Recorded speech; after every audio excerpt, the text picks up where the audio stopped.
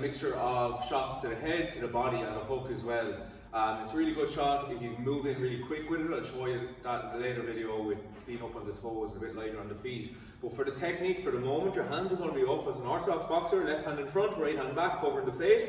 From here, you're going to jab to the head, so a jab. Then you're going to do right to the body, hand comes back to the face here, and then you're going to follow through with a hook, a left hook. So again, it's left to the head, right to the body, left hook, and hands are always back to the face when they're not being used. So do, and around, okay? So on the bag, you in, bang, bang,